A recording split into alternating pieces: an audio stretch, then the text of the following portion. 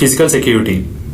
In this section, we will learn the different physical security mechanisms involved to protect the SCADA system from attackers.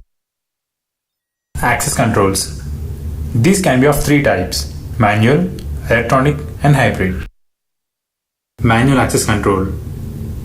A manual access control system would employ guards to check the credentials of employees before entering a secure area. Non-forgeable credentials such as driver's license or employee ID should be used.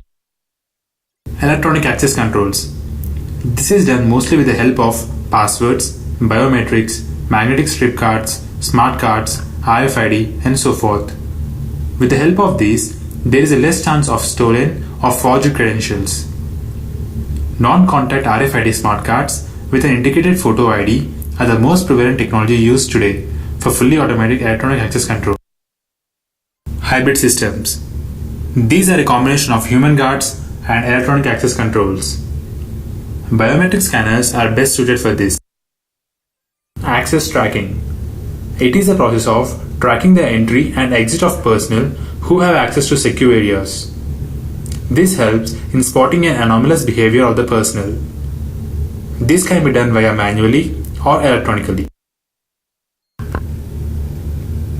In a manual access, guards are the means of access control, and a sign-in log is a means of access auditing. In an electronic access control, the systems used will maintain an electronic log file for auditing purposes. These logs must be kept very secure as these contain sensitive information. Illegal entry alarm. An illegal entry alarm is triggered when an access point is used without an authorization. This is done with the help of sensors.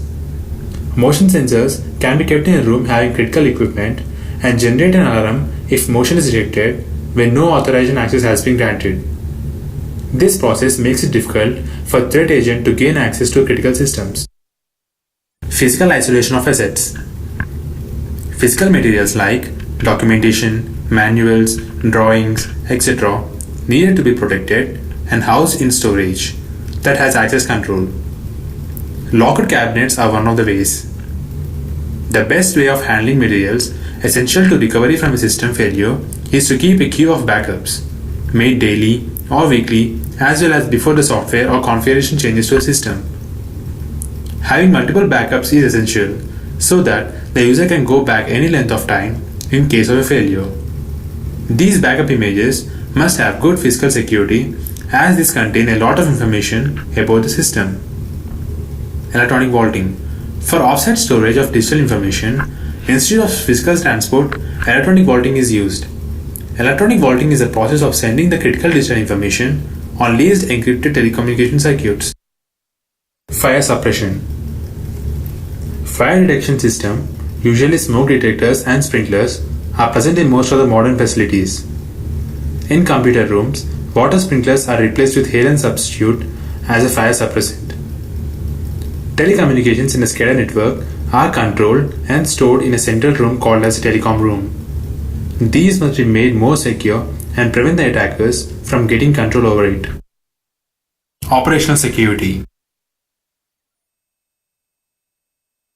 Security begins with the process of establishing a corporate culture that identifies security as a primary goal. Security must be a top-down objective, supported at highest levels of organization. First step in security is the establishment of written policies that define organization's goals and rules with regard to security. A policy states beliefs and objectives, and a procedure says how these policies are implemented. Some of the issues addressed by policies are protection of critical and confidential information, IM, email, and internet access, use of cell phones, PDAs, and mobile devices, information access control and categorization, personal, physical, and electronic surveillance, software updating, testing, and patching. Policy should be as simple as possible. Employees must have a clear understanding about policies and also the consequences of not following them. Policies aimed at cybersecurity needs to have a regular review. Procedures. A procedure says how policies are to be implemented. Procedures must be developed carefully and all the steps are to be written. Participation of employees is essential in development and testing of these procedures since they are the people who have to follow them. Procedures are to be reviewed on a routine basis to improve, streamline, and correct them. Procedures and policies are to be retired if they no longer serve any purpose. Procedural validation. Procedural validation is a process of walking through the procedure to make sure that it includes each and every step. Procedural validation is done by members who are not involved in developing the procedure. Critical procedure sets. These are some of the procedure sets critical for SCADA systems. The first set is employment initiation and termination. These include procedures regarding the requirement of drug tests, financial and police background checks on prospective employees. Apart from this, procedures for collecting company property, cancelling access rights, and credentials during exit interviews are also included in this procedure set. The other procedure set is credentials, password, and account management. Procedures for issuance and cancellation of accounts and credentials, upgrading and downgrading of access rights as duties change are included in this procedure set. SCADA system restoration. Procedures including unit tests of equipment, replacement of damaged equipment, overwriting of damaged software, restoration of configuration, etc. are included in this procedure set. SCADA system startup and shutdown. These procedures are provided by the SCADA system vendor and includes sequence of steps to bring system up or down. Security patch or virus scanning management. Procedures for installing and testing security patches, distribution of patched software, and also procedures for routine virus scanning and updating of virus scanning software are included in this procedure set. And the other procedure set is employee security training. This addresses the types of training needed for given level of access and the frequency at which retraining will be required. Operational differences. SCADA systems are different from other systems. Once a SCADA system is fully operational, operators tend not to make changes to the system. Training. SCADA personnel are the first line of defense against former insider or an attacker attempting to gather information, so all the employees are needed to be trained well.